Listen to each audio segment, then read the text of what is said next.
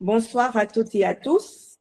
Alors, merci d'être présents encore une fois ce soir à ce nouveau rendez-vous de notre série de webinaires saison 1, Social Media and Strategic Trust. Je suis Michèle Audrey Béala, créatrice de la structure Digimedia Pro, qui fait dans la communication digitale. Et je suis également consultante en social media auprès des PME structurées et des organisations, notamment les banques, les assurances et les microfinances. Alors, aujourd'hui, nous sont de plus en plus sollicités. La performance ne repose plus uniquement sur une idée créative, mais plus sur une stratégie claire, des leviers efficaces, mais surtout sur la capacité à reproduire le succès. Donc, dans ce webinaire ce soir, nous allons décrypter les mécanismes réels derrière une campagne bancaire performante. Pour en parler, j'ai le plaisir d'accueillir avec nous Abraham Maïga, qui est responsable communication externe auprès de la Banque nationale d'investissement en Côte d'Ivoire. C'est un professionnel quand même expérimenté. Il a plus d'une dizaine d'années dans à la fois la stratégie de marque, mais aussi les campagnes digitales. Abraham Maïga, bonsoir et merci d'être avec nous ce soir. Je vous laisse vous présenter.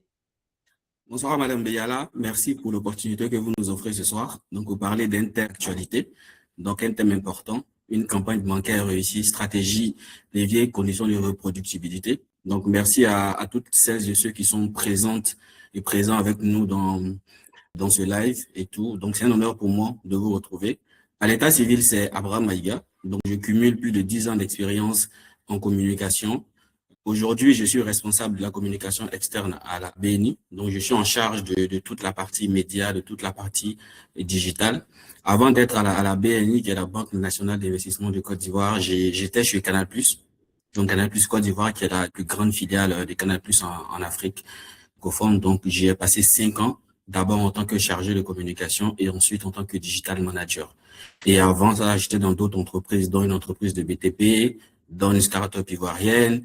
Et aussi, j'ai fait mes armes aussi dans certains ministères ici en Côte d'Ivoire. Voilà, donc voilà un peu brossé en fait mon parcours. Mais au-delà de ça, je suis aussi titulaire en fait d'un master, donc d'un master en publicité marketing et aussi d'un master en management et d'une licence professionnelle en marketing. Donc ça fait plus de 10 ans que je suis dans l'univers de la communication, que je navigue entre stratégie, entre les briefs, entre les campagnes, plus d'une centaine de campagnes sur lesquelles travailler et tout. Et aujourd'hui, on va essayer de voir ensemble quelles sont les conditions de réussite en fait d'une campagne. Quand est-ce qu'on peut dire en fait qu'une campagne est réussie et tout. Donc c'est le sujet dont nous allons aborder ce soir. Je ne sais pas si je peux entrer directement, Madame Béala, ou vous souhaitez peut-être intervenir. Oui, tout à fait. Justement, on va parler de campagne. Est-ce que vous pouvez nous présenter brièvement justement ce dont on va parler ce soir, ces campagnes? D'accord. Avant d'entrer dans le vif du sujet, mais déjà on va aborder 2 campagnes. Donc j'ai choisi en fait 2 campagnes qui sont un peu différentes en termes d'approche. Donc on a une campagne produit où là on a un produit, un service au client ou au prospect. Et de l'autre côté, on a une campagne marque en fait. Et ce type de campagne marque, c'est une campagne qui a vocation à travailler un peu la notoriété, l'image de l'entreprise. Donc c'est 2 campagnes aux approches différentes que nous allons aborder tout à l'heure. Mais avant, pour parler de campagne bancaire, on peut enlever bancaire quand on parle de campagne. Je pense que c'est des campagnes de com dans sa globalité. Aujourd'hui, on va se focuser un peu sur la partie bancaire. Déjà, ce qu'on constate aujourd'hui, c'est que les marques, en fait, communiquent de plus en plus. Voilà.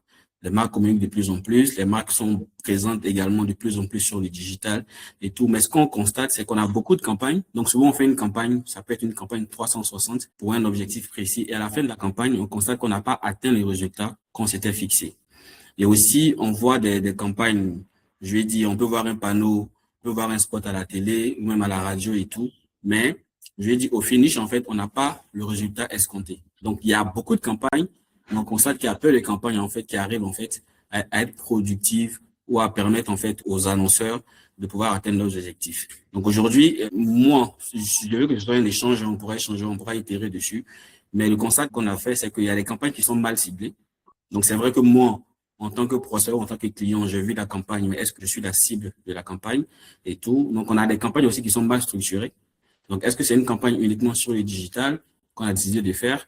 Est-ce que c'est une campagne 360? Est-ce que cette campagne, elle est cohérente en fait sur l'ensemble des supports? Donc, il y a ces éléments souvent qui sont pas très bien alignés et qui font en fait qu'à la fin, on n'est pas très satisfait des résultats alors qu'on a investi beaucoup d'argent et tout.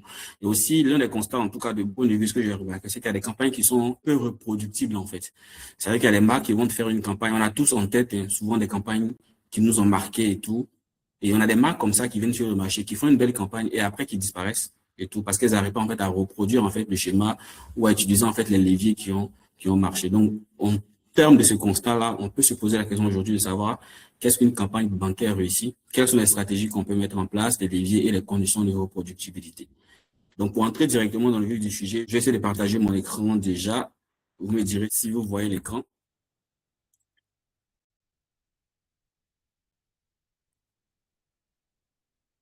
Donc là, est-ce que vous voyez mon écran? Alors oui. Voilà. Donc là, on a deux types de campagnes. Donc, comme je le disais, on a une campagne produit. Donc, c'est un produit, en fait, qu'on appelle bonne année crédit parce que c'est la banque et notre vocation, c'est de faire du travail d'argent. Et donc, on offre, en fait, des crédits à nos clients et tout, et aussi aux prospects qui souhaitent devenir clients. Donc, cette campagne-là, c'est une campagne de crédit. Donc, qui a lieu généralement en janvier et en avril. Donc, ça, c'est une campagne qui est en cours, donc qui finira dans 1-2 semaines. Donc, le nom de la campagne, c'est bonne année crédit. Donc, c'est une campagne produit, donc ils ciblent en fait des clients de la banque et en fait qui permettent à ces clients-là de pouvoir avoir des lignes de crédit remboursables au taux de 7%, donc sur une période de 60 mois maximum. Donc ça, c'est la première campagne dont on va parler. La deuxième campagne, comme je le disais, c'est une campagne marque. Donc c'était une campagne sur la CAN qui a eu lieu récemment au Maroc. Donc en tant que Banque nationale d'investissement et sponsor des éléphants de Côte d'Ivoire, donc qui est l'équipe nationale de Côte d'Ivoire, on a accompagné les éléphants de Côte d'Ivoire à travers une campagne et tout. Donc, voici les deux campagnes dont on va parler. Donc, en termes d'objectifs de départ, sur la campagne Bonne année crédit, donc c'est une campagne en fait sur laquelle on avait des objectifs précis. Donc, on le sait tous, on est tous des professionnels. Qu'en communication, on a trois grands objectifs. Donc, déjà, faire connaître le produit, faire aimer la marque ou faire aimer le produit, et ensuite amener en fait les prospects ou les clients à adhérer ou à passer à l'acte d'achat. Donc, c'est les trois grands objectifs de communication qu'on a. Et sur la campagne Bonne année crédit, on avait un objectif en fait du nombre de leads qualifiés qu'on devait avoir. Donc, on a fait une campagne en 2005 où on a mis en place un formulaire. Et sur cette campagne-là, on a eu par exemple 1000 personnes en fait, donc 1000 prospects vraiment qualifiés en fait, qui ont émis un désir de pouvoir accéder à ce produit et tout. Donc, l'idée de cette campagne en 2026, c'était de faire mieux que ce qu'on a fait en 2025. Et aussi, c'était aussi un objectif en termes de nombre de prêts accordés. Donc, on avait un objectif, peut-être que je ne le dirai pas, mais on a un objectif, ça peut être, par exemple, on se dit qu'on veut octroyer peut-être 10 milliards ou 20 milliards de lignes de crédit aux clients et tout. Donc, il faut qu'on puisse avoir les prospects vraiment qualifiés et tout, qui puissent en fait souscrire à ces prêts-là pour qu'on puisse atteindre l'objectif. Donc, ça, c'était les deux objectifs qu'on avait sur la campagne Bonne année crédit. Et sur la campagne marque, comme je l'ai dit, on avait l'objectif de Love Mark. Donc, Love Mark, c'était vraiment de travailler en fait le capital sympathie de la marque. Donc, c'est-à-dire qu'en tant que banque nationale d'investissement, on a une vocation citoyenne à accompagner tous les talents locaux, donc notamment l'équipe nationale de Côte d'Ivoire et tout. Donc, aussi de travailler le capital sympathie de la marque. Donc, ça, c'était l'objectif de départ sur ces deux campagnes. En termes de leviers, donc quels sont les leviers qu'on a pu activer? Comme je l'ai dit, sur la campagne produit, c'est vraiment un produit qui cible en fait une cible très particulière. Donc, si on cible par exemple des étudiants ou des gens qui viennent de remplir notre formulaire, qui ne sont pas forcément des leads qualifiés, on perd du temps, on perd de l'énergie parce qu'on n'a pas bien segmenté, parce qu'on n'a pas bien personnalisé. Donc là, les leviers sur lesquels nous on s'est appuyé, c'est vraiment la segmentation et la personnalisation. Et aussi, en termes de levier, on a travaillé aussi la coordination entre les différents canaux. Donc, c'était une campagne, on n'a pas fait de télé, mais c'était plus une campagne sur le digital, une campagne emailing, une campagne de SMS, puisqu'on avait déjà une base de clients qui existait déjà. Donc, il ne fallait pas, en fait, aller dépenser peut-être tout le budget télé, alors qu'on pouvait avoir des actions vraiment précises, vraiment ciblées. Donc, aussi, c'est en fonction de l'objectif aussi qu'on va se fixer, qu'on va définir, en fait, les canaux sur lesquels on fera la campagne. Donc, c'est une campagne, mais on n'est pas obligé de faire une campagne 360. On n'est pas obligé d'aller à la télé, d'aller à la radio, de faire de l'affichage ou même de la PLV, tout ça en même temps. Donc, en fonction de l'objectif, si le digital me permet d'atteindre cet objectif-là via le budget que j'ai, parce que j'ai un objectif aussi d'optimiser aussi mon budget. Donc, si avec le digital, je n'ai pas atteint cet objectif-là, je ferai une campagne uniquement sur le digital. Donc, c'est cet arbitrage aussi qu'il faut faire. On n'est pas obligé de tout faire aussi. Donc, en termes de levier sur cette campagne-là, on a utilisé la répétition et l'optimisation. Aujourd'hui, quand on fait une campagne de façon globale, quand on a fait le spot télé ou qu'on a fait de l'affichage et qu'on a fait le post sur le digital, généralement, même dans l'univers bancaire, je vais dire, il n'y a pas d'addition en fait. Voilà. Donc, généralement, les campagnes, c'est sur un mois. On peut avoir des campagnes sur 3 semaines. Mais je vais dire, le spot, il passe et tout, mais on ne revient pas vers les clients et tout. Je ne sais pas si vous l'avez remarqué, les telcos font ça tout le temps. Les telcos, chaque jour, on reçoit pratiquement des SMS à tout temps pour nous rappeler, parce que comme l'a dit Mme Béala, on est sursollicité aujourd'hui. On peut voir le spot, on peut voir même l'affiche, et après, en fait, on passe à autre chose. Donc, si on ne nous rappelle pas, le client qui était intéressé peut oublier, il peut passer à autre chose. Et c'est pourquoi souvent dans certaines campagnes, il y a cette notion d'urgence. Il reste 7 jours pour que la campagne finisse. Vous avez 24 heures, 48 heures pour profiter de l'offre et tout. Donc, créer cette urgence-là et tout. Donc, voici les 3 leviers qu'on a utilisés sur la campagne produit. Donc, segmentation et personnalisation. Donc, de façon concrète, on avait le visuel. Donc, on a fait les posts sur les réseaux sociaux. On a fait publicité, par exemple, sur le digital, où on a ciblé, en fait, la catégorie de personnes qui étaient susceptibles d'être intéressées par ce type de produit. Donc, c'est du crédit. Donc, déjà, il faut des personnes qui sont en situation de travail. Donc, des personnes en CDD, des personnes en CDI, des entrepreneurs et tout. Donc, qui ont déjà un compte bancaire et tout. Donc, déjà, ça a réduit, en fait, la cible des personnes qu'on pouvait toucher. Donc, avec le digital, on peut cibler, on peut vraiment être précis en termes de ciblage et tout. Aussi, en termes d'espace géographique. Donc, c'est pas toute la Côte d'Ivoire, par exemple, qu'on va essayer de toucher sur cette campagne-là. On peut cibler sur Abidjan, on peut cibler sur un quartier un peu, je dirais pas UP, mais sur les quartiers où on a vraiment des personnes avec un certain niveau de revenus et tout. Donc, ça nous permet en fait de pouvoir bien segmenter, de pouvoir bien personnaliser et d'être sûr en fait de toucher la bonne cible et la bonne personne. D'accord. Si je reviens un peu sur les leviers, selon vous, qu'est-ce qui a peut-être fait la différence? Qui a permis en fait de créer une vraie synergie entre des leviers pour générer de la performance? Qu'est-ce qui a fait la différence en fait? Ce qui a fait la différence, c'est déjà on a un visuel qui est vraiment simple, qui est correct et tout, avec vraiment l'info principale et tout. Donc, tac, on a les 7%, on a un contact qu'on peut appeler et tout. Et nous, on a mis en place un formulaire, en fait. Donc, on avait un formulaire qui permettait, en fait, au prospect de pouvoir, en fait, faire sa demande directement. Donc, il n'a pas besoin, en fait, d'aller à l'agence directement. Donc, ce formulaire-là, en 2-3 minutes, il l'a rempli. Et tac, 48 heures après ou 24 heures après, il a un rendez-vous, en fait. Il a un rendez-vous avec un responsable d'agence pour parler de son prêt et tout. Donc, c'était ce mécanisme-là qu'on a mis en place et tout. Donc, en termes de résultats, par exemple, sur cette campagne, on avait plus de 5000 personnes. Voilà, plus de 5000 personnes, en fait, qui ont rempli ce formulaire et tout. Mais au niveau des tri, quand on a trié, on a près de la moitié, en fait, qui étaient des leads qualifiés. Donc, plus de 2500 personnes qui étaient vraiment des leads qualifiés, dont un taux, en fait, de 50% par rapport aux précédentes campagnes où on avait, par exemple, plus de 3000, je vais dire, prospects pour 1000 prospects qualifiés. Donc là, la notion de formulaire vraiment simple qui permet d'avoir un rendez-vous et derrière, en fait, il y a un suivi. Comme on le dit, il faut avoir un parcours client aussi qui soit vraiment calibré avec le commerce et tout.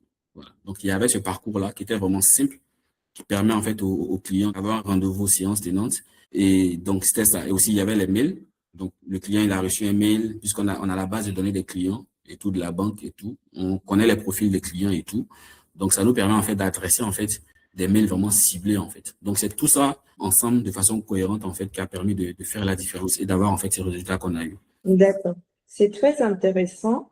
Dans ce que vous dites, dans tous les cas, on voit bien que la performance ne tient pas seulement à quelque chose d'isolé, mais à tout un système. Ici, quel a été le rôle du digital dans le succès? Est-ce que ça aurait fonctionné, par exemple, sans le digital? Ça aurait moins fonctionné sans le digital. Voilà, parce qu'aujourd'hui, je vais dire, quand on veut octroyer, par exemple, un prêt à un client, commerce, en fait, qui a la base de données clients, on a des conseillers et des chargés d'affaires, en fait, qui, en termes de prospection, vont appeler les clients, donc, vont rencontrer les clients. Donc, tout ça, ça va générer, en fait, des frais supplémentaires et on aura, en fait, plus de temps pour avoir le nombre de personnes de chiffres qu'on a. Alors qu'aujourd'hui, avec le digital, ça nous permet de pouvoir donc faire un ciblage déjà, parce que quand on met des panneaux dans la ville, c'est vrai qu'on peut cibler des quartiers, on peut cibler une ville, voilà, des quartiers en particulier, mais je veux dire, le ciblage n'est pas très précis par rapport au digital ou sur de la publicité, par exemple, on peut même cibler jusqu'au comportement, donc jusqu'au comportement du prospect. Donc dire que je vais toucher des personnes qui soient à Douala ou à Yaoundé dans ce type de quartier et des personnes qui sont intéressées, par exemple, par des produits bancaires, par du crédit et tout. Donc, ça affine, en fait, le ciblage, ça nous permet, en fait, de toucher la bonne personne. Donc, ça, c'était sur la partie campagne produit. Maintenant, sur la campagne marque, on ne vendait pas un produit, mais on vendait, en fait, notre accompagnement, notre soutien pour l'équipe nationale, en espérant que, tout en espérant que ça réjaillisse, en fait, sur l'image de la banque. Donc, en termes de levier, et tout, puisqu'on est supporter, c'est vrai qu'on a des clients qui sont sénégalais, qui sont d'autres nationalités, mais nous, on est la Banque nationale d'investissement de Côte d'Ivoire. On a pris ce parti pris-là de dire qu'on est supporter de l'équipe nationale. Tu vois, il y a Orange qui avait un claim qui disait Orange, supporter numéro 1 des lions indomptables ou des éléphants de Côte d'Ivoire. Donc, nous, il faut assumer, en fait, ce parti pris de dire qu'on est la nationale d'investissement de Côte d'Ivoire. Donc, on a UBA Côte d'Ivoire, qui est différent, par exemple, de UBA Ghana, de UBA Cameroun, et ainsi de suite. Donc, nous, on est la banque d'investissement, donc on porte ça. Donc, on assume de supporter l'équipe. Donc, ça, une fois qu'on l'a assumé, ça va réjaillir, en fait, sur notre campagne. Donc, la campagne, le claim, c'était Ensemble, on y croit. Donc, on avait 3 messages. Donc, Ensemble, on y croit. Ensemble, on vibre. Ensemble, on célèbre. Donc, ça, c'est la campagne d'affichage et tout. Mais au-delà de ça, il fallait aussi générer de la conversation. Parce que la compétition, la CAN, c'est sur un mois. Il faut pas juste faire ses postes et puis disparaître. Non, il faut pouvoir générer de la conversation avec les clients, avec les abonnés, notamment sur le digital. Donc, à travers des posts, en réagissant sur les matchs et tout. Mais aussi, on n'est pas la fédération. Voilà. On n'est pas une équipe de football. On est là pour vendre des produits et tout. Donc, trouver aussi le lien avec nos offres. Parce qu'à la fin de la journée, on vend des produits, on vend des services. Donc, il faut aussi faire le lien, en fait, entre l'offre qu'on vend et les éléphants qu'on supporte, par exemple. Donc, ça, c'est en termes de levier. Donc, voici en gros les principaux leviers qu'on a activés sur ces 2 campagnes. Donc, campagne produit, parce que là, on a un objectif de rentabilité, de chiffres à la fin de la journée. On veut vendre, on veut avoir un certain nombre de chiffres et tout. Donc, on a une campagne de segmentation personnalisée, bien ciblée, des canaux bien choisis, et qu'on optimise au fur et à mesure et tout.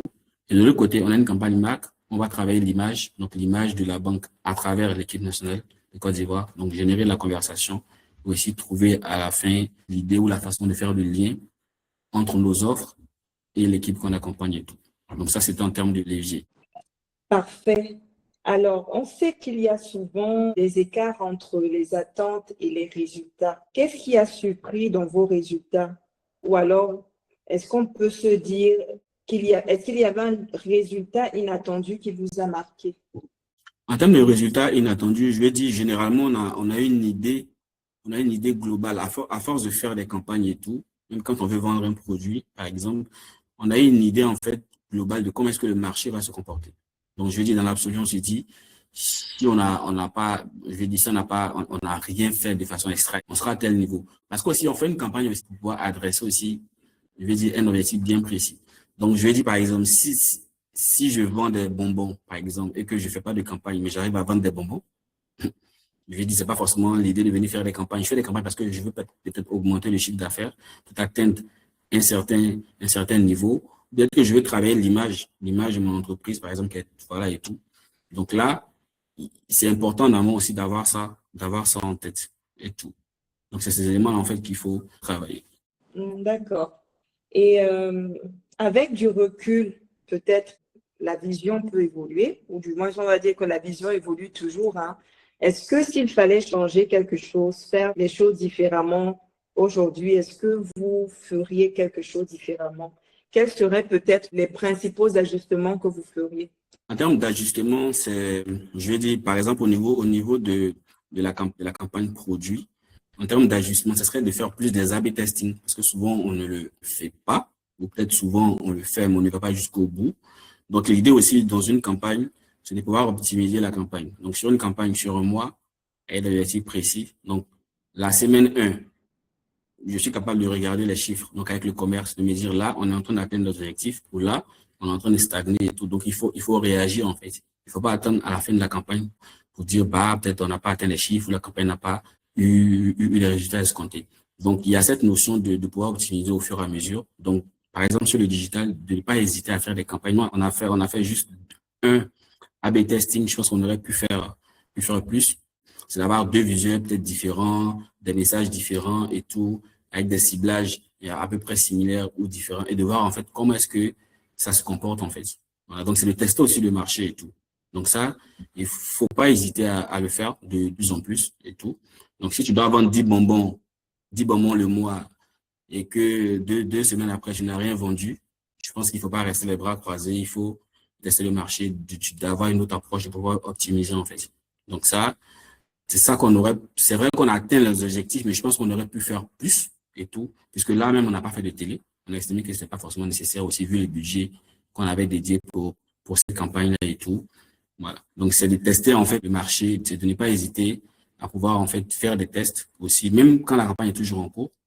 Donc, ça, sur le digital, c'est très facile, on peut le faire. On peut le faire et tout. Et même je vais dire sur une campagne, par exemple, télé ou radio, où on a les plans médias et tout.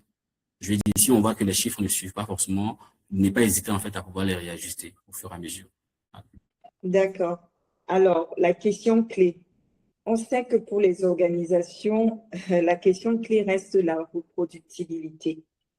Donc, est-ce qu'une campagne réussie est-elle toujours reproductible, selon vous? Dans l'absolu, je dirais oui, c'est comme une recette de cuisine, en fait. Parce que si vous avez réussi à préparer un bon plat et que les gens aiment, je pense que vous êtes capable aussi de pouvoir reproduire, en fait.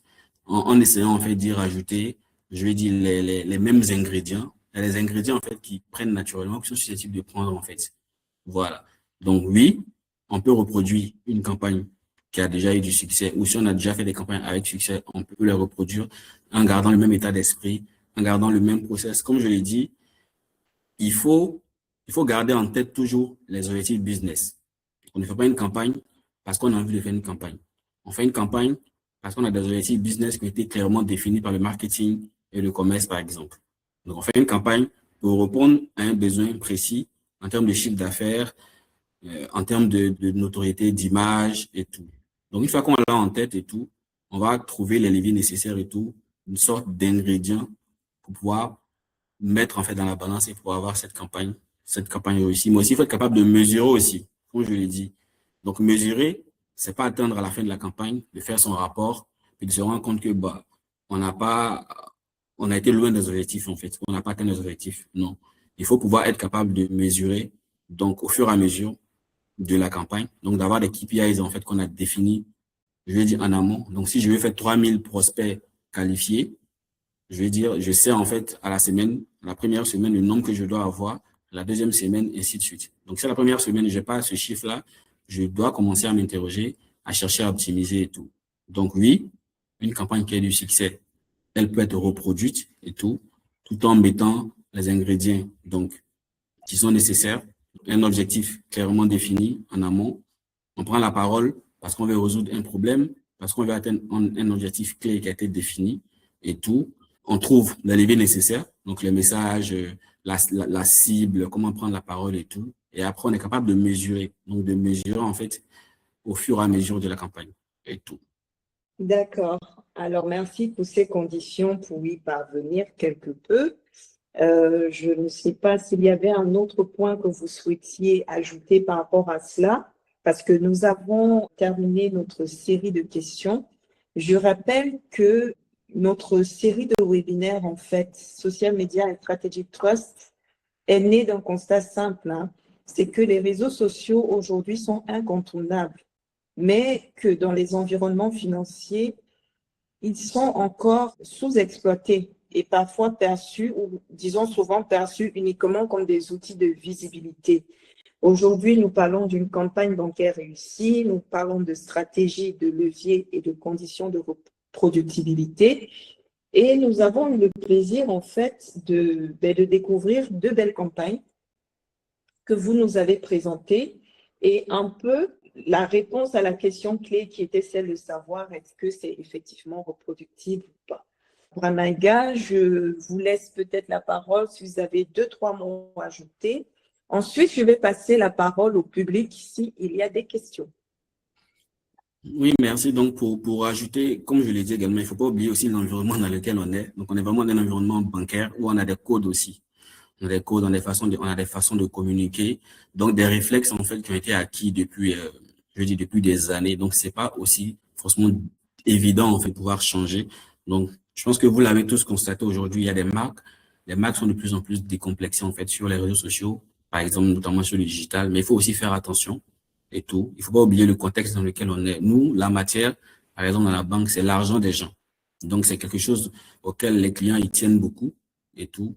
Donc, dans la prise de parole, il faut certes être sérieux, mais il faut aussi trouver le moyen de pouvoir parler, en fait, à cette nouvelle génération, la génération X, Y, Z, comme on le dit, parce que c'est eux, en fait, qui sont plus sur le digital et tout. Donc, il faut pouvoir adapter sa communication, ne pas se dénaturer, mais pouvoir adapter sa communication. Voilà. Donc là, vous avez des captures, en fait, des conversations qu'on a pu mener, en fait, sur le digital et tout. Vous voyez aussi des commentaires et tout. Donc, par exemple, sur le foot et tout. Donc ça permet, en fait, à cette nouvelle cible ou à cette nouvelle génération-là de pouvoir, en fait, aussi venir vers la banque parce qu'il faut pouvoir parler avec cette génération aussi, mais sans se dénaturer, toujours en restant aussi dans le cadre dans lequel on est et tout. Voilà. Maintenant, comme je l'ai dit, c'est un échange. Les questions vont nous permettre de pouvoir peut-être aborder certains aspects qu'on a peut-être omis, en fait. D'accord. Ben, le micro reste ouvert. Si vous avez des questions, nous vous écoutons. Bonsoir tout le monde. Oui, bonsoir. Ah. Alors, merci vraiment pour cette présentation qui a été, je dirais, vraiment très claire, concis et précis. Merci vraiment pour les différents aspects abordés, que ce soit en termes de campagne produit, en termes de campagne notoriété, vraiment qui nous permet de voir la différence entre les deux. Alors, je suis Madame Kwa, je suis également responsable marketing et communication au sein, je dirais, d'un groupe. Et je suis dans une banque d'affaires.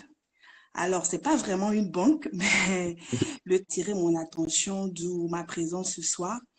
Et j'avoue que je suis là, je dirais, beaucoup plus pour des échanges d'expériences, en fait. C'est ça. Voilà. Parce qu'aujourd'hui, j'avoue que je suis dans ce groupe il y a de cela, quoi, bientôt 3 ans. Et c'est vraiment, je dirais, plus ou moins une start-up, mais quand même qui a beaucoup de challenges. Voilà, on est de base une banque d'affaires et dans une banque d'affaires, on parlera beaucoup plus de levée de fonds, de M&A, equity, acquisition. Donc, c'est vraiment du service. Donc, et parfois, on est confronté, et on travaille aussi avec parfois des clients qui ne veulent pas forcément être connus, qui ne veulent pas qu'on parle d'eux. Et on a également d'autres filiales. On a pratiquement 7 filiales et qui sont dans des domaines vraiment très différents. Donc, je suis en charge vraiment de tout cela. Et aujourd'hui, j'avoue que j'ai des enjeux vraiment certes, de visibilité institutionnelle, mais c'est quelque chose qu'on gère déjà au travers de la notoriété et tout ça. Ça, c'est quand même plus ou moins un acquis, mais beaucoup plus aujourd'hui au niveau de la génération des leads. Voilà. Donc, ma question ou bien ma préoccupation serait vraiment de savoir aujourd'hui, parce que quand vous avez présenté toute la campagne, qu'elle soit 360, qu'elle soit digitale, j'ai vraiment remarqué également une méthodologie. Voilà. Moi, aujourd'hui, je dirais que je suis un peu confrontée, même si on dit c'est le cas souvent du département marketing ou le digital, au budget. Voilà. Souvent, tu as des budgets vraiment qui sont très limites et tu dois vraiment faire tout ce que tu peux, certes avec l'expérience que j'ai, mais parfois c'est vraiment très difficile. Et aujourd'hui, j'ai quand même des difficultés à atteindre vraiment mes objectifs, surtout en termes de génération de leads. Et j'ai pas vraiment aussi de levier. Par exemple, tout à l'heure, vous avez parlé de campagne mass mailing et tout ça. Vous avez parlé également des outils, que ce soit au niveau de, aujourd'hui, comme on le voit, un WhatsApp qui peuvent aider. J'ai pas forcément tout le budget qu'il me faut. Donc, aujourd'hui, je suis vraiment limitée et j'aimerais savoir, est-ce qu'il y a des astuces? Est-ce qu'il y a des éléments sur lesquels je pourrais vraiment travailler pour pouvoir aussi atteindre, voilà. Parce que mon objectif, certes, en tant que fonction support, c'est de pouvoir aider aussi les autres départements dans l'atteinte de leurs objectifs en termes de CA et en termes, comme j'ai dit, vraiment de génération de leads, certes, mais de surtout concrétiser ces leads-là. Donc, voilà un peu, j'ai essayé de situer le contexte et un peu mes difficultés aujourd'hui. D'accord, merci. Ça, c'est vraiment un cas d'école, hein. C'est vraiment un cas d'école. C'est vraiment un cas d'école. On va essayer je vais essayer d'apporter des éléments de réponse. On pourrait changer de champ ensemble et tout. Donc aujourd'hui, si j'ai bien compris, pour résumer en fait un peu ce que vous venez de dire. Donc aujourd'hui, votre souci en fait, c'est d'avoir des leads qualifiés, mais en même temps, vous avez un problème de budget et tout. C'est ça. Voilà. Donc c'est un peu ça. Peut-être aujourd'hui, moi, ce que je peux vous demander, c'est en termes de communication, quels sont les outils peut-être que vous avez. Donc, est-ce que vous avez, par exemple, donc vous avez une base de données email, je suppose. Vous avez une base de données email. Est-ce que vous êtes présent sur les réseaux sociaux? Je vais dire, en termes d'assets de communication aujourd'hui, je vais dire, quels sont peut-être les éléments que vous utilisez? Parce que déjà, je vais dire, on peut partir déjà de ça et puis de voir comment on peut optimiser, en fait, et tout. D'accord. Je dirais aujourd'hui, juste pour rappel, lorsque je suis venue, il n'y avait pas de département marketing. Donc, je dirais que Oui. j'ai vraiment tout mis en place, que ce soit pour la banque d'affaires et que ce soit également pour les autres filiales. Il y en a 7. Donc, aujourd'hui, j'ai vraiment travaillé au début sur beaucoup plus la notoriété de l'entreprise. Et en moins de 2 ans, 3 ans, vraiment, c'est un acquis. Et tout le monde le constate. Aujourd'hui, je n'ai pas d'outils en tant que tel. Je me base beaucoup plus sur soit le sponsoring, souvent, et soit sur tout ce qui est Google Form pour pouvoir recueillir des informations. Et parfois aussi, il y a des clients, ou je dirais des prospects ou bien des investisseurs qui peuvent directement nous écrire au travers de nos pages, en fait. Donc, voilà un peu ce que j'ai à mon actif aujourd'hui. Donc, par exemple, aujourd'hui, vous avez un site Internet. Oui, D'accord. Vous avez un site Internet qui est un peu la vitrine de l'entreprise et tout, et qui reçoit des visiteurs, par exemple. oui, Reçoit des visiteurs. Donc, aujourd'hui, déjà, avec ce site Internet-là, je pense que vous pouvez déjà capter déjà des personnes qui viennent sur ce site. Donc, déjà, puisque l'idée, c'est d'avoir des contacts, c'est pour que le client puisse laisser un contact, donc un numéro de téléphone, une adresse email, et puis un besoin, en fait. Peut-être, bon, je suis intéressé exactement. par cette levée de fonds et tout, et que nous, derrière, en fait, avec le marketing et la com, le commerce, ils puissent prendre, en fait, la relève et tout. Donc, je vais dire déjà, le site, c'est déjà un outil déjà très important ou très intéressant qui peut vous permettre d'avoir des leads et de pouvoir les qualifier par la suite. Donc, par exemple, il y a une astuce, par exemple, donc sur votre site Internet, je pense que vous m'avez dit que vous faites un peu d'equity, de levée de fonds et tout. Je vais dire, ça peut être même quand on vient sur le site Internet, on peut avoir, je vais dire, un petit pop-up d'accueil, en fait, qui nous dit, par exemple, bienvenue et qui nous offre quelque chose, en fait, non de gratuit. Ça peut être un livre blanc, ça s'appelle peut-être 5 conseils pour gérer votre argent. Voilà un petit livre comme ça qu'on a écrit ou que des spécialistes de la banque en fait ont écrit sur les conseils financiers, sur comment lever des fonds, sur peut-être les 10 grandes entreprises africaines qui ont pu lever des fonds, sur des exemples de réussite par exemple. Donc ce petit truc-là, quand la personne vient sur le site internet, il a ce petit pop-up-là qui s'ouvre par exemple. Avec ce message, on vous offre ce cadeau. Laissez juste votre adresse email pour recevoir en téléchargement, par exemple, je vais dire le livre blanc. Donc là, déjà, on arrive à capter en fait des Exactement. personnes via cet outil-là, par exemple. Il y a aussi une astuce aussi qu'on utilisait à l'époque, c'est de pouvoir intégrer en fait Chatbox en fait sur le site internet. Donc ça, généralement, ça coûte pas très cher. Il y a des outils qui nous permettent de faire ça vraiment de façon simple et pas très cher, pas très coûteux. Donc là, avec ça déjà, donc quand le gars il vient sur le site, le prospect il se promène un peu, il tourne, il voit qu'il y a un chatbot qui s'ouvre, il peut écrire à quelqu'un. Voilà, donc dès qu'il rentre dans le chat, en fait, on le qualifie, quoi. Bonjour, monsieur, votre nom, contact, tout le temps. Monsieur Alice pour vous aider et tout. Donc, tous ces deux leviers déjà nous permettent, en fait, d'avoir des contacts, en fait, et tout. Exactement. Donc, déjà sur le site Internet. Ok. Voilà. Donc, vous avez ces deux leviers-là déjà pour avoir je vais dire, des prospects qualifiés et tout. Mais vous pouvez aussi faire du Google Ad, en fait, Ok. en redirigeant, en fait, les gens sur le site. Donc, généralement, ça coûte pas vraiment, ça va pas vous coûter très cher comme si vous alliez, par exemple, investir à la télé et tout. Donc, c'est un petit budget de dire à Google, bon, moi, j'ai 500, moi, j'ai 1 € ou bien j'ai 200 €. Voilà, voici mon site Internet, voici le produit que j'appelle. Je veux, par exemple, que ce site-là, tu puisses le pousser. par exemple, pendant 2 semaines, aux gens qui sont à Douala ou aux gens qui sont à Abidjan et tout. Et voilà, je veux qu'ils viennent sur mon site. Donc, on a mis les paramètres et tout. Donc là, déjà, Google va nous générer en fait du trafic, en fait, que les gens viennent sur les sites. Donc, dès qu'ils viennent, tac, dans le pop-up, il laisse un contact. Donc, ce contact, tous ces contacts qu'on va laisser là, ou qu'ils vont laisser, vont aller dans une base de données, en fait. Ça peut être une base de données, un fichier Excel avec nom, prénom, numéro de téléphone, contact, adresse géographique. Ou ça peut être si vous avez un CRM 10 000. Donc, souvent, les gens utilisent MailChimp ou Aweber. Donc, souvent, c'est relié au site. Et, voilà, les informaticiens, ils font ça facilement. Donc, ça va directement dans le CRM et tout, en fait. Donc, donc déjà, là, sur le site, déjà même sur le site Internet, on a des leviers, en fait, qui nous permettent déjà de pouvoir avoir voilà, des personnes qui vont venir naturellement. Et après, via la publicité Google et tout, on va pouvoir les attirer. Donc, ça, c'est sur le site Internet. Maintenant, en termes d'autres outils, vous avez un WhatsApp Business. Vous avez un WhatsApp Business ou pas. Mais si vous avez un WhatsApp Business et tout, donc c'est bien de configurer tout. Donc, c'est de poster régulièrement. Donc, voilà, des images de ce que vous faites et tout. Et de pouvoir, en fait, ça peut être un téléphone qui est dédié à ça et tout, où on essaie en fait de mettre en fait les contacts, donc des prospects qu'on a, des clients qu'on a, donc sur ce téléphone et tout, et aussi de pouvoir créer des listes de diffusion. Et aujourd'hui, il y a des logiciels, si on ne veut pas que ce soit trop manuel comme ça et tout, il y a des logiciels qui nous permettent de faire ça aussi.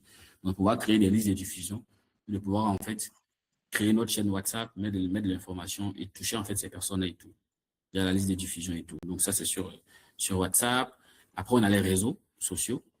Donc, en fonction de vos différents objectifs et tout, vous pourrez être présent sur Facebook, donc sur Instagram, peut-être un compte YouTube. En tout cas, en fonction de vos objectifs et puis de la taille aussi de l'équipe, hein, puisqu'après, il faut créer du contenu, on va attirer les gens et tout. Donc, voilà. Donc, c'est de pouvoir, en fait, choisir, en fait, les canaux sur lesquels on décide d'être, par exemple. Et sur ces canaux-là, de pouvoir créer du contenu de façon régulière, en fait. Donc, c'est pas de faire un post, par exemple, aujourd'hui, et puis de venir 3, 4 jours après faire un post. Donc, c'est de faire un calendrier éditorial. Peut-être que vous travaillez avec une agence ou avec des gens en interne et tout, mais c'est d'avoir de la régularité. Et à travers ces posts-là, on a toujours le lien. Donc, le lien d'un formulaire. Donc, le lien d'un formulaire, ça peut être le lien du site Internet. Voilà. Voilà. Donc, on peut créer un formulaire et tout. Voilà. Et ce formulaire-là, dans toutes nos communications, donc sur Facebook, sur Instagram, sur TikTok, on va dire aux gens, c'est là que ça se passe, il faut aller laisser ton contact et tout, et tout. Donc, tout ça va nous, en fait, générer, en fait, des leads. Et effectivement, sur Facebook, sur Instagram et même sur LinkedIn, aujourd'hui, on peut faire de la publicité, aussi. Donc, c'est de sponsoriser aussi ces liens-là via ces différents réseaux-là. Donc, déjà, avec les posts donc, que vous ferez, si vous arrivez à faire un post par jour, donc 7 posts par semaine sur l'ensemble de vos réseaux, à prendre la parole, à montrer ce que vous faites. Après, il va falloir avoir une stratégie de contenu. Hein. Je dis ça comme ça, pêle-mêle, mais après, il va falloir avoir une stratégie de contenu sur ces différents réseaux-là. Donc, c'est vrai qu'on parle de nos produits, de levée de fonds, mais on peut montrer les succès des gens. Voilà. Il y a des gens qui n'aiment pas peut-être se montrer et tout, mais il y a des gens aussi qui accepteraient, voilà, de dire que j'ai pu lever telle somme et tout, voilà, ça s'est bien passé et tout. On peut donner des conseils financiers. On peut donner des conseils financiers. Ça peut être quelqu'un de la banque, peut-être qui est vraiment à l'aise sur les sujets, ça peut être une série, voilà, ou une fois ou 2 fois par semaine, qui donne des conseils, comment épargner, voilà, comment avoir sa première maison, vraiment des petits trucs comme ça qui peuvent déjà attirer les gens. L'idée, c'est d'attirer des gens, et puis après, de pouvoir les filtrer, en fait, au fur et à mesure. Donc, c'est de pouvoir avoir cette stratégie de contenu-là et tout. Donc de beaux visuels, on présente l'offre, si on a des événements et tout, de montrer ce qu'on fait à travers les événements et tout. Toujours, en n'oubliant pas notre petit lien sur le côté, voilà, qui est là, qui permet aux gens de venir, de laisser des contacts et tout. Voilà. Et tous les contacts qu'on aura également tous les points de contact qu'on aura sur WhatsApp ou même sur les réseaux, donc Facebook, Instagram, LinkedIn, c'est de pouvoir qualifier ces personnes directement. Voilà. Donc, quand tu dis bonjour, que ce soit sur Facebook, Instagram, tu dis, en inbox, par exemple, sur Messenger, oui, bonjour, votre nom, votre numéro de téléphone, votre adresse email pour une meilleure prise en charge et tout. Tac, tac, tac. Donc, on a toutes ces données-là. Ça nous permet, en fait, d'avoir et tout. Donc là, j'ai vraiment essayé j'ai essayé de prendre, en fait, élément par élément. Et comme je l'ai dit, sur chacun de ces réseaux, on peut faire de la publicité. Et Facebook, il aime ça même. Donc, on produit du contenu en organique, voilà, en montrant l'activité, en donnant des conseils, en montrant ce qu'on fait et tout. Donc, en termes de contenu, on peut spécifier le type de contenu qu'on va mettre et tout. Donc, on peut avoir 4 même concepts de contenu. Donc, ils peuvent juste revenir, en fait. Une fois qu'on a le concept, c'est des vidéos même qu'on peut tourner en un jour. On peut faire 4 vidéos, et ainsi de suite. Donc, c'est des éléments qu'on a déjà, qu'on peut mettre au fur et à mesure. Donc, tout ça va nous permettre d'attirer, en fait, des gens. On a la base des données, on recueille tout ça. Si on a un CRM, donc emailing et tout, on peut adresser ces personnes directement. Donc, au-delà, ça, c'est avec nous-mêmes nos propres moyens. Voilà. Nos propres moyens, donc WhatsApp, site Internet, réseaux sociaux. Maintenant, au-delà de ça, il y a des personnes sur lesquelles on peut s'appuyer également. Voilà. Donc, souvent, on parle de earn media, donc des médias achetés et tout. Il y a des personnes sur lesquelles on peut s'appuyer. Ça peut être des sites Internet qui sont des sites Internet qui ont un peu la cote, je vais dire, dans le pays dans lequel on est, ou, qui ne sont pas forcément très, très coûteux, où on peut mettre une petite bannière avec un petit call to action, cliquer ici et tout.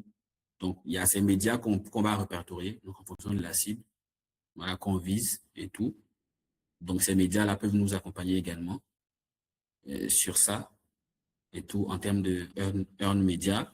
Ça peut être des personnes, si on n'a pas de grand budget, ça peut être des personnes, je dirais pas influenceurs, mais bon, mais des personnes qui créent du contenu, par exemple, ou qui ont un lien, en fait, avec, il y a des personnes sur TikTok, par exemple, aujourd'hui, qui donnent des conseils financiers, une grande communauté et tout. C'est de faire, en fait, des petites collaborations avec ces personnes-là, en fonction du budget qu'on a. Il ne s'agit pas d'aller dépenser beaucoup d'argent et tout, mais d'optimiser vraiment notre budget, d'en prendre 3, 4 micro-influenceurs comme ça, et de pouvoir faire passer, voilà, notre contenu, notre petit lien et tout. Et aussi, au-delà de ça, vous pouvez faire des formations gratuites. Même ça, ils adorent des formations gratuites et tout. Voilà. Donc, si on a le temps, un vendredi, un responsable de la banque ou quelqu'un peut faire une formation gratuitement, voilà, avec des personnes pour leur parler d'argent et tout. Donc, les gens viendront naturellement parce que c'est gratuit et tout. Et ça nous permet derrière, en fait, d'avoir aussi des contacts, des personnes qui vont plus tard être intéressées. Et après, une fois qu'on a tout ça et tout, effectivement, on ne va pas faire des coms sans budget. Donc, c'est de dire aussi, bon, à la fin de la journée, déjà, voilà ce qu'on a fait, qui est déjà très bien, voilà, qui fonctionne peu ou prou. Mais si on va aller au-delà, aussi également toucher d'autres types de personnes, on peut faire de la publicité. Voilà, sur Facebook, on peut mettre un certain type de montant. Euh, voilà. Donc, c'est au commerce, c'est au marketing. S'ils veulent vendre, s'ils veulent lever 2 milliards de fonds, ou je dis 10 milliards de fonds, en levée de fonds, je pense qu'ils seraient quand même capables de mettre peut-être 0,5% de ce montant-là en communication et tout. Voilà. Donc, il y a ça. Mais déjà, nous, on fait ce que nous, on a. Avec les outils qu'on a, on essaie d'optimiser au mieux avec le budget qu'on a. Et après, on leur dit, bon, voilà, déjà, ça marche et tout. Mais là, voilà, pour passer de ça à ça, quand même, ça nous, voilà, pour ce mois-ci ou peut-être 1, 2 fois dans l'année, on peut faire une petite campagne à la télé. Voilà. Donc, vraiment, j'ai essayé vraiment d'entrer dans le détail et tout. J'espère que j'ai pas été long. Mais bon, c'était ça l'idée, en fait, de voir les leviers qu'on peut toucher déjà, vous, à votre niveau et tout. C'est vrai qu'on a pratiquement pris le temps imparti. Merci beaucoup d'être entré vraiment dans les détails. Non, je pense que c'était important d'avoir vraiment fait une immersion pratique et concrète dans votre univers à vous, en vous donnant vraiment des retours pratiques, des exemples pertinents par rapport à ce qui est possible. Je rappelle que le replay sera disponible bientôt et que nous aurons dans un futur proche aussi l'occasion d'accueillir à nouveau, de recevoir à nouveau M. Maïga. Et à cette occasion, nous pourrons aborder une autre thématique et encore plus de sujets divers tout aussi riches. Alors, je vais clôturer cette séance enrichissante, cet échange riche et stratégique. Merci vraiment beaucoup à chacun d'entre vous de vous être connecté, d'avoir pris de votre temps pour être présent ce soir. Merci Abraham Maïga pour vraiment tous ces détails très concrets et très riches. N'hésitez pas sur les réseaux, Abraham Maïga et moi-même, nous sommes présents sur LinkedIn, à partager avec nous, en nous taguant tout simplement, ce que vous avez retenu aujourd'hui de ce qui a été dit. Bien sûr, nous nous retrouverons très bientôt pour un prochain épisode. Le replay sera disponible sur Digimedia Pro sur la chaîne YouTube et sur TikTok également. Oui, nous sommes présents. Je rappelle que je suis Michèle Audrey Béala et je suis la fondatrice de Digimedia Pro, qui est une structure qui fait dans la communication digitale. Et je suis également consultante en social media auprès des PME structurées, mais également des organisations, notamment les banques, les assurances et les microfinances. C'est un plaisir pour moi d'échanger, d'être là avec vous ce soir. Abraham Maïga, merci encore. Merci à chacun d'entre vous. Je vous dis bonsoir et à bientôt. Merci à tous. Au revoir. Merci. Au revoir.